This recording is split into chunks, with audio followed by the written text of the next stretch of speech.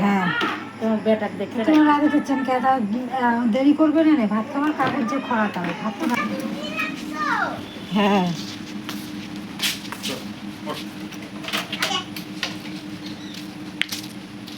বাবা দুষ্টুমি করবে না। হ্যাঁ এই ব্যথা পাইলো উঠতেই একটু দাঁড়ায় যাও। কোথায় লাগছে না হাঁটুতে? হ্যাঁ একটু দাঁড়ায় যাও, উঠতেই ব্যথা।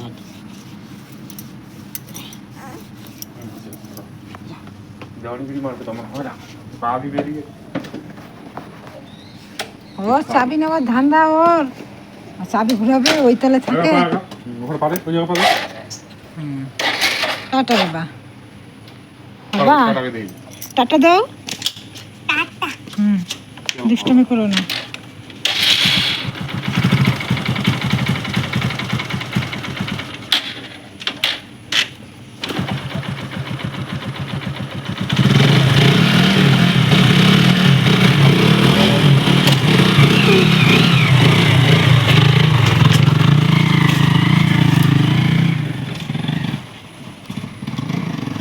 তো শুভ সকাল বন্ধুরা, আবারও একটা নতুন ব্লগ নিয়ে তোমাদের সামনে হাজির হয়ে গেলাম। আমি কোচবিহার ছেলে থেকে মিনু, আর মিনু ব্লগে তোমাদের সবাইকে জানাই অনেক অনেক স্বাগত আর অনেক অনেক ভালোবাসা। তো দেখো প্রতিদিনের মতো কিন্তু আজকেও আমি চলে এসেছি আমার আরেকটি নতুন ব্লগ নিয়ে। তো সকালবেলা উঠে বাসে কাজকর্ম সেরে স্নান সেরে ছেলেকে রেডি করে দিয়েছি। ছেলে চলে গেল ওর বাবার সঙ্গে স্কুলে, আর এখন কিন্তু আমি বসে পড়লাম চা নিয়ে। আজকে অনেকটা সময় আছে তাই ভাবলাম একটু বসেই চা খাওয়া যাক। তো এখন দেখো আমি একটু চা খাচ্ছি, তার সঙ্গে নিয়েছি হলো মুড়ি, আর মুড়ির সঙ্গে আছে সিঙ্গারা। তো তোমাদেরকে দেখাচ্ছি দেখো। আর এই সিঙ্গারাটা কিন্তু কালকের ছিল, কালকে কিন্তু অনেকেই আমার বাড়ি এসেছিল। তো আমার ব্লগটা সম্পূর্ণ দেখতে থাকো, আশা করি তোমাদের ভালো লাগবে। আর কারা এসেছিল সেটাও তোমরা দেখতে পারবে। তো সেই সিঙ্গারাই আজকে মুড়ির সঙ্গে নিয়ে খাচ্ছি। আমি কিন্তু সকালবেলা মুড়ি খাই না, চা আর বিস্কিটে খাই, তার কারণ মুড়ি খাওয়ার সেরকম সময় হয় না। তো আজকে অনেকটা সময় আছে, তো সেজন্য আমি আজকে মুড়ি খাচ্ছি। আর সিঙ্গারাটা আছে, সিঙ্গারা দিয়ে মুড়ি খেতে কিন্তু আমার দারুণ লাগে। তো তারপর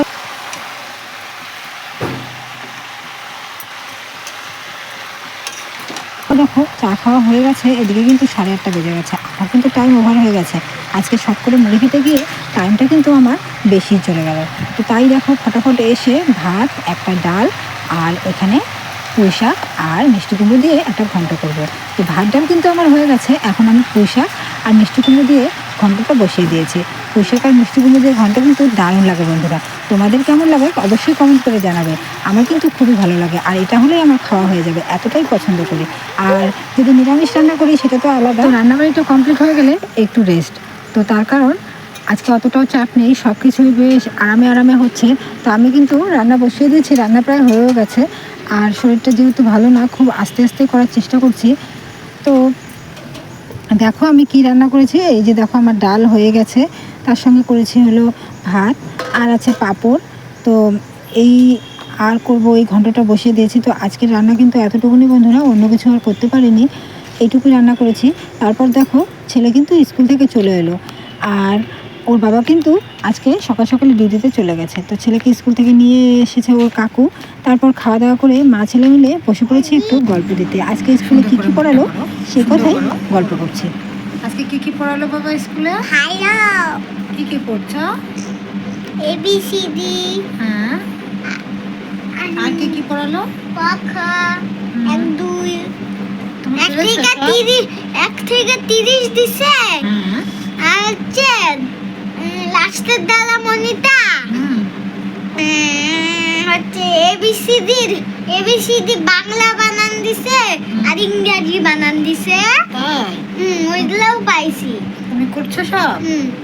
বাহ, আর হচ্ছে ক খ দিছে না পাপা, মা ক খ দিছে, ওইটা বলবো? বলো। ক খ দিছে মা, বলো। হচ্ছে বলবো? বলো। দীর্ঘিকাল দিছে, দীর্ঘিকাল দেওয়া ক দিছে।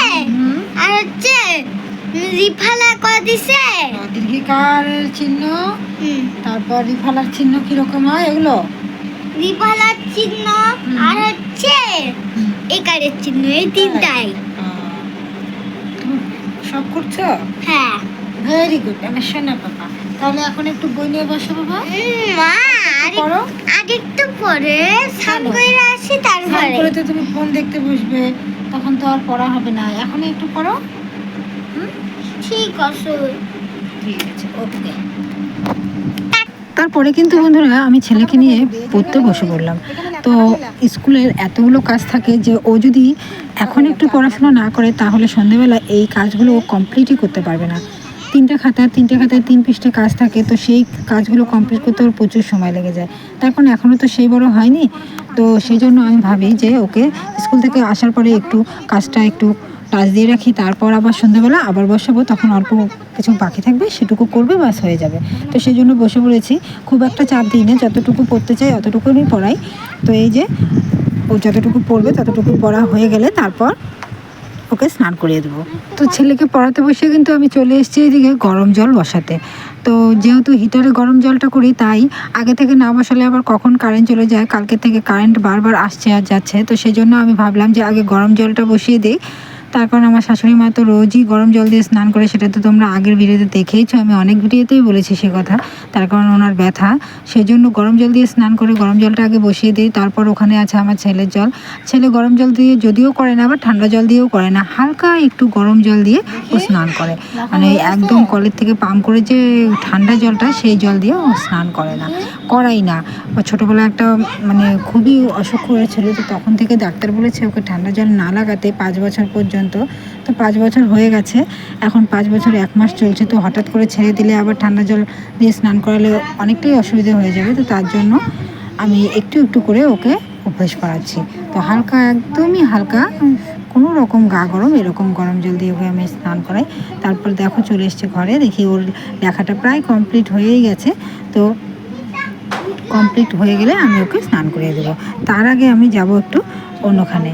এই যে আমাদের পাশেই আছে তাল গাছ, তো সেই তাল গাছের নিচে না প্রচণ্ড হাওয়া, আর হাওয়া হলে তাল পড়ে। আজ পর্যন্ত একটা তালও কিন্তু আমরা কুড়িয়ে পাইনি। তো যে আশায় গেলাম, আশা তো একটাও পূরণ হলো না। গিয়ে দেখি গাছের তলায় একটা তালও নেই। যে যখন পারে কুড়িয়ে নিয়ে যায়, আমার জন্য কি সবাই ফেলে রাখবে, তাই না বন্ধুরা? তো সেই জন্য একটা তালও পাইনি, কিন্তু যা হোক ঘুরে আসলাম আর কি। ঘরের থেকে বেরিয়ে এই যে দেখো তাল গাছ, অনেক তাল ধরেছে, প্রচুর তাল ধরেছে, কিন্তু আমরা একটাও খুঁজেও পাই না। বা আর যাদের বাড়ির কাছাকাছি তারাই তো পাবে, তাই না? আমরা এত দূর থেকে গিয়ে কি পাবো? কখনোই পাবো না। তো যা হোক, এই ছিল তালের গল্প। তো তাল শেষ হয়ে গেলে তো দেখো, তারপর চলে এলাম বাড়িতে। বাড়িতে এসে ছেলেকে এখন আমি স্নান করিয়ে দেবো, তার কারণ এখন দুপুর 1টা বেজে গেছে। তো স্নান করিয়ে তারপর ওকে একটু কিছু খেতে দেবো। আর আজকে দেখো মজার একটা ব্যাপার, চলে এসছে কারা আমার বাড়িতে? আমার কাকিমারা আর আমার মা। তো শরীরটা দুদিন থেকে ভালো না, তোমাদেরকে এর আগের ভিডিওতেও জানিয়েছি আমি। তো সেই জন্য আমাকে দেখতে চলে এসছে। আর এই যত সমস্ত খাবার দেখছো, এগুলোর অর্ধেকই কিন্তু আমার মা কাকিমারা নিয়ে এসছে।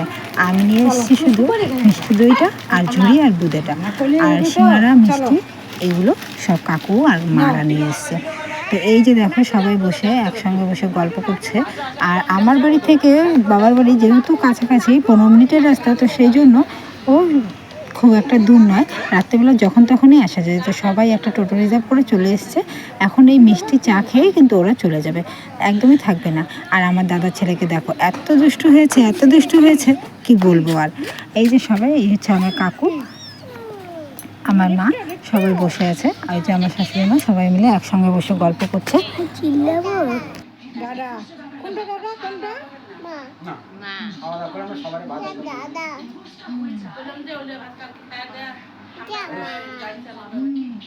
কোনটা মা? কোনটা দাদা? কোনটা দাদা? দাদা কোনটা? দাদা, হ্যাঁ আমার সেই বাড়ির মধ্যে আমার না দাদা হয়। আদর করো, আদর করো, আদর করো। কাছাকাছি বিয়ে হলে এই একটা মজার বিষয়, জানো তো বন্ধুরা। তাহলে না যখন তখন বাবার বাড়ি যাওয়া যায়, আবার বাবার বাড়ির লোককেও দেখা যায়। যদিও থাকার কোনো উপায় হয় না, দূরে হলে আবার এই ব্যাপারটা আছে যে থাকা যায়, কিন্তু কাছাকাছি হলে থাকার ব্যাপারটা একদমই নেই। এই যে যাচ্ছি, দেখছি, আসছি, ওরা আসছে।